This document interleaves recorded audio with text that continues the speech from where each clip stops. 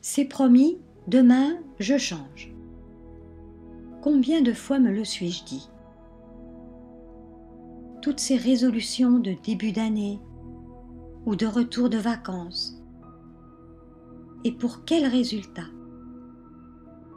Cette petite phrase anodine que je me répète fréquemment m'indique que j'ai créé l'habitude de repousser les échéances et que j'ai du mal à changer. Qu'est-ce qui me pousse à remettre les choses à plus tard? Un intérêt trop faible? Un manque de volonté? Le poids des habitudes? C'est certainement qu'au fond, cela m'ennuie ou me dérange. Ou peut-être ai-je peur qu'un petit changement en entraîne d'autres, plus importants, pour lesquels je ne me sens pas prête. J'ai plutôt envie de rester dans ma zone de confort. C'est là que je me sens bien. Mais chaque fois que je remets quelque chose à plus tard, j'inscris en moi une trace indélébile.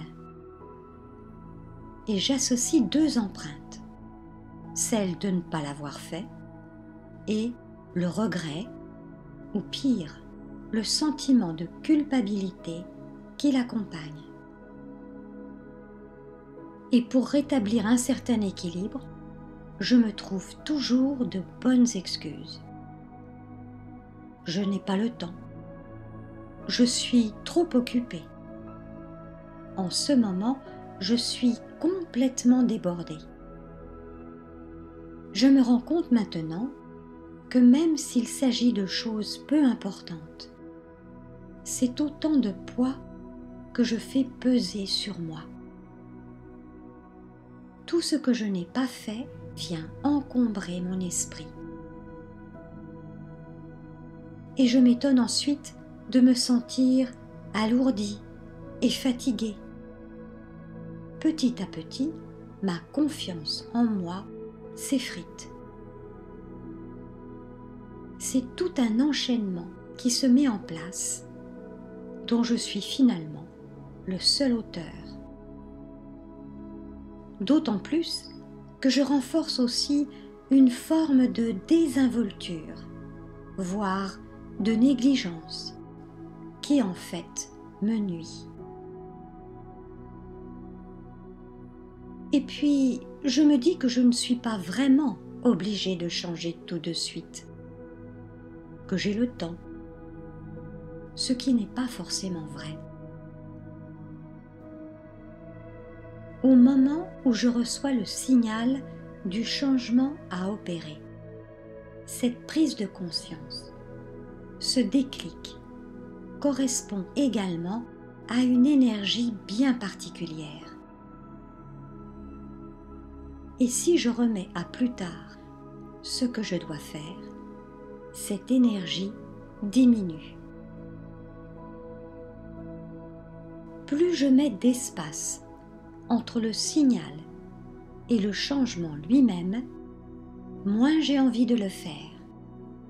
Si je finis par le faire, cela me demandera plus d'efforts. Et peut-être même que je ne le ferai pas du tout. Ou il me faudra attendre un nouveau signal et j'aurai perdu du temps. Pourtant, ce changement est nécessaire et même indispensable puisque je l'ai identifié. Ce qui veut dire qu'il interviendra de toute façon. Mais j'ai le choix. Soit je l'initie, soit je le subis. Et le résultat n'est pas le même, notamment en termes de confiance en soi. Au fond de moi, je sais que le changement n'est pas optionnel. Il fait partie de la vie.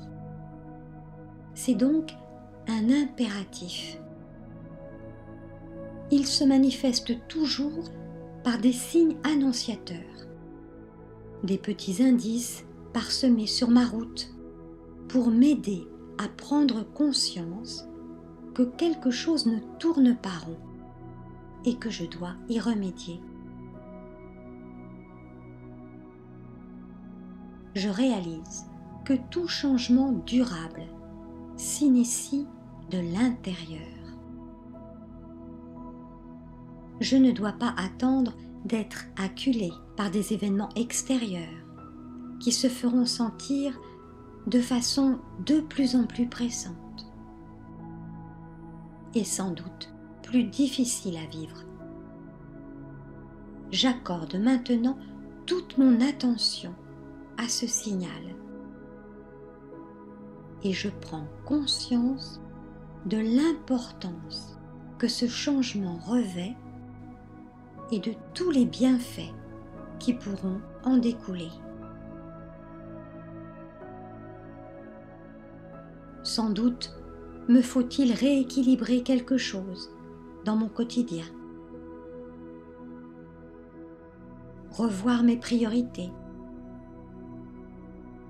me débarrasser de mauvaises habitudes et surtout mieux prendre en compte des aspects essentiels comme ma santé, mon bien-être intérieur, ma relation aux autres. J'ai besoin de retrouver une tranquillité d'esprit qui me permette d'éviter de réagir au quart de tour avec les dégâts que cela m'occasionne. Je comprends alors quels sont les vrais enjeux de ce changement. C'est une invitation au voyage intérieur qui me permet de mettre en place les conditions d'un mieux-être. Alors, cette fois, vraiment, je vais le faire. Pas demain, mais maintenant.